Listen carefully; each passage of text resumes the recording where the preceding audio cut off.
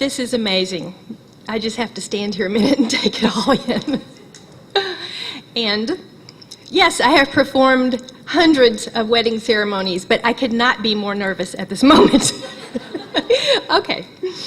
I am Limira Martin, Life Cycle Celebrant. I specialize in ceremonies for couples, weddings, vow renewals, and commitment ceremonies. At the beginning of any ceremony, sacred space is created for our clients, for everyone attending, and for us. This creation can be as simple as lighting a candle, or very elaborate.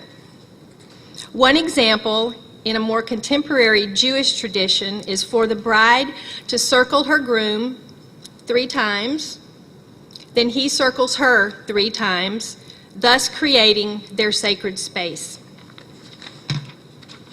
I changed my order of things.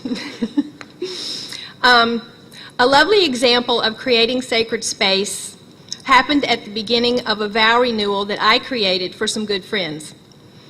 Those of you in weddings studied this vow renewal ceremony of Kirsten and Bob. They are actors, and we held their ceremony in a black box theater after they had been in a play together where they actually, their characters spoke to each other. And this was the first time that that had ever happened for them. They had been in plays together, but their characters hadn't actually spoken to each other. So it was also their 10th wedding anniversary, and so they wanted a vow renewal ceremony, and I was thrilled. So to begin the ceremony, I came out, again, extremely nervous, because I was standing in front of the entire theater community of St. Louis. These people know how to act, and I don't. Okay. So they wanted to include as many people as possible. So 10 people, they chose, family and friends, had a sprig of ivy and a flower. And as I'm going to read to you what I said in the ceremony, and picture them walking in one at a time and laying the flowers and the ivy around in a circle. A very good evening and welcome to the 10-year wedding vow renewal ceremony for Kirsten Wilder and Robert Mitchell, most appropriately taking place in this theater. So consider their love story as a play. This is the prelude. I invite friends and family to come forward and lay a flower and a sprig of ivy in a circle, thus creating sacred space for Bob and Kiki to affirm their love for each other, as well as their commitment to each other. So they came in, put their all around, and then I went on to explain the significance of ivy, and it was pretty funny, so I'll read it. Ivy represents fidelity, wedded love, and friendship. Ivy is an evergreen, symbolizing eternity and life, dependence and attachment, which can be seen in the way it climbs trees and buildings to get to sunlight. It gets even better. The ivy leaf is also phallic, depicting the male trinity. But it can also be a female symbol denoting a force in need of protection. As we all know, Kiki is a force, she certainly is, and Bob a super protector.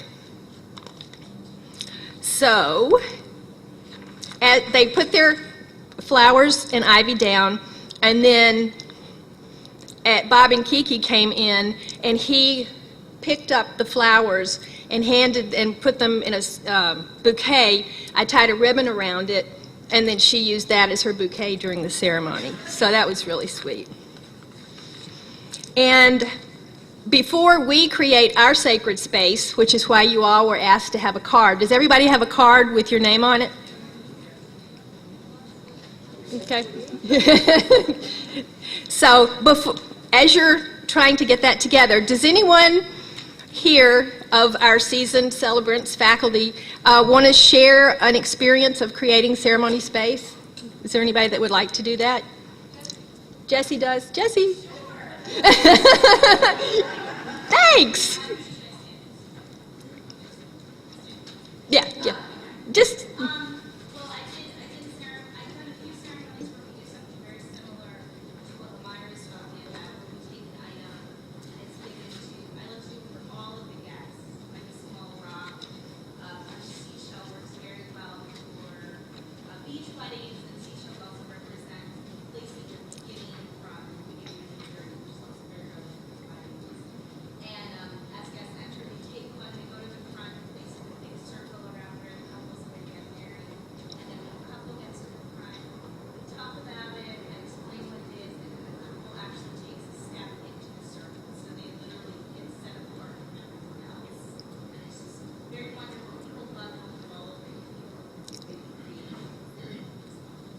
Thank you, Jessie. I also have a few slides that I actually just got from Google Images, which, are they going to come up there?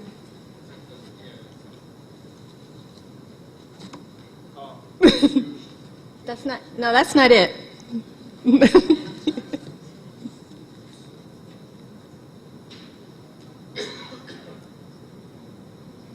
Simple candle.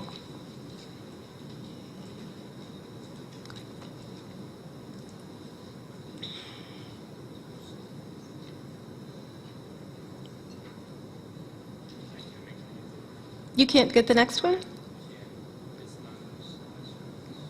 You just go down to that. Just go down to number 2. Yeah. No, to number 2. There you go. And that's yours, Jessie, isn't it? No, but Okay. Mm-hmm. And that's actually a circle of sacred space created by people. I think that was a pagan ceremony of some kind, and 2 people creating sacred space for each other.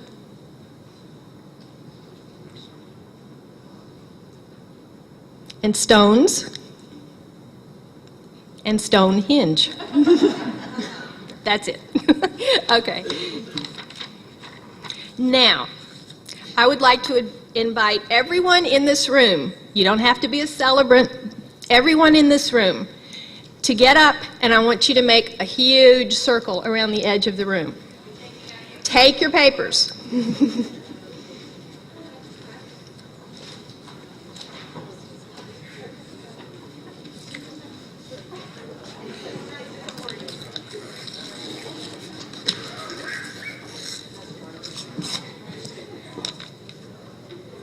So we want it to be so that we're actually holding hands or touching in some way. Yeah, so, yeah, come on. Leanne. Start here. Leanne's mom.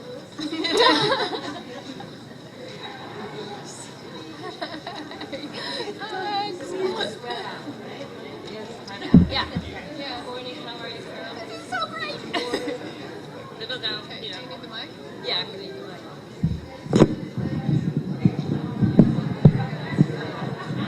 You're bunched up over there. Move out. Here, move forward because you're good. Okay. Move this direction, please. Everybody move that way.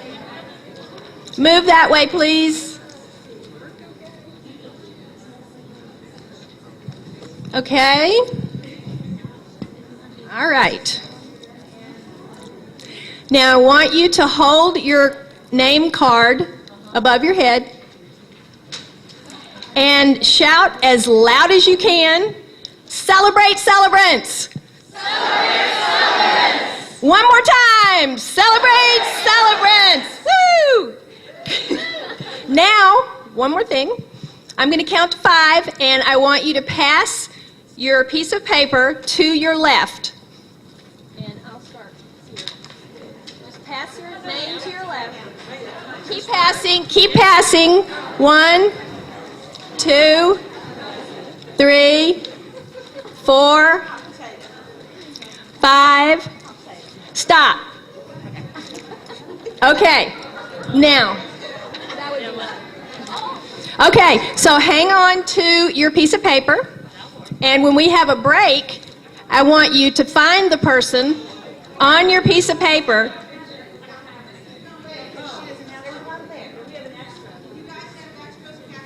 Extras go down. Okay, so when we have a break, find the person whose name is on your piece of paper, introduce yourself, and give them a great big celebrant hug.